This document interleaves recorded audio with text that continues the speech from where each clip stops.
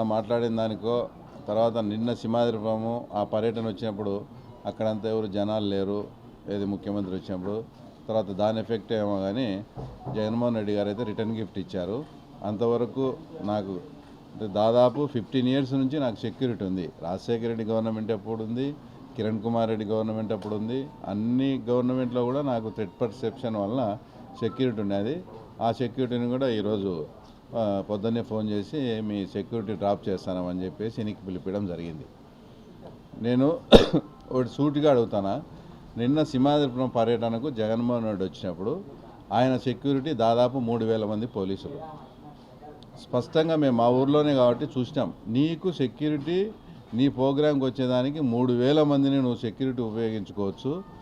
నీ మీద కంటెస్ట్ చేసే వాళ్ళము, తర్వాత మాజీ ఎమ్మెల్సీ ఎప్పటి నుంచో మాకు థ్రెట్ ఉంది, మాకు 1+1 ఇచ్చిన దాన్ని కూడా ఆ తర్వాత దాన్ని కూడా ఈరోజు రిమూవ్ చేయడం అనేది అంటే ఎంతవరకు సబబు ఇది? అంటే కేవలం దీంట్లో బాగా స్పష్టంగా మాకు అర్థమయ్యేది ఏంటంటే మమ్మల్ని అంతమొందించే దాంట్లో ప్లాన్లో భాగంగానే నాకు సెక్యూరిటీ తొలగించడం ఈరోజు జరిగింది.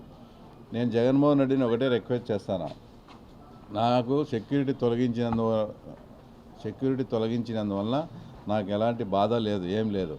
ఎప్పుడు మీరు ముఖ్యమంత్రిగా ఉన్నారు కాబట్టి బీటెక్ రవి ప్రాణానికి నాది బాధ్యత అని జగన్మోహన్ రెడ్డిని ఒక స్టేట్మెంట్ ఇమ్మనండి. నాకు సెక్యూరిటీ అవసరంలే, ఏం అవసరంలే, ఆయన చెప్పమనండి. బీటెక్ రవి మా పులివెందులో తెలుగుదేశం పార్టీకి ఇన్ఛార్జిగా ఉన్నాడు, నా మీద కంటెస్ట్ చేస్తున్నాడు కాబట్టి ఆయన ప్రాణానికి మాది బాధ్యత అని చెప్పండి. మాకు ఆ సెక్యూరిటీ కూడా అవసరంలే. ఇంత దారుణంగా అంటే ఇంతవరకు సెక్యూరిటీ ఉండేది, ఇప్పుడు ఇంకా ఎలక్షన్ టైం స్టార్ట్ అయింది, మేము కూడా పల్లెలకు పోయి తిరిగేది ఉంటుంది. ఈ నుంచి ఇంకా ఏదైనా ఉంటే థ్రెట్ లేని వాళ్ళకు కూడా ఇప్పుడు సెక్యూరిటీ ఇచ్చే పరిస్థితి ఉంటుంది. అట్లాంటిది ఉండే వాళ్ళకు కూడా మాకే తీసేయడం అంటే స్పష్టంగా మీ ద్వారా ఆ తర్వాత ఇది సుమోటోగా తీసుకోమని కూడా చెప్తారా. నాకు ఎలాంటి ప్రమాదం కానీ, నాకు ఎలాంటి హాని కానీ, నా ప్రాణానికి కానీ జరిగితే దానికి తప్పకుండా ముఖ్యమంత్రి జగన్మోహన్ రెడ్డి, ఆయన సతీమణి భారతిరెడ్డి గారు, తర్వాత కడప ఎంపీ అవినాష్ రెడ్డి గారిదే బాధ్యత. నాకు వ్యక్తిగత శత్రుత్వం ఎవరితో కూడా లేదు, నాకు ఉండేది రాజకీయ శత్రుత్వం వాళ్ళతోనే.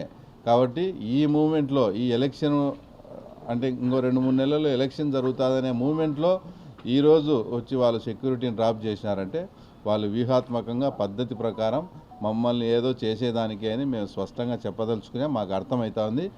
లేదంటే ఇప్పుడు తర్వాత మేము పల్లెల్లో కూడా తిరుగుతున్నాము, ఈ మధ్య అంతా కూడా ప్రచారం చేస్తున్నాము. సెక్యూరిటీని విత్డ్రా చేస్తే ఏమన్నా ఇంట్లో కూర్చుంటారని ఏమన్నా అనుకున్నారేమో.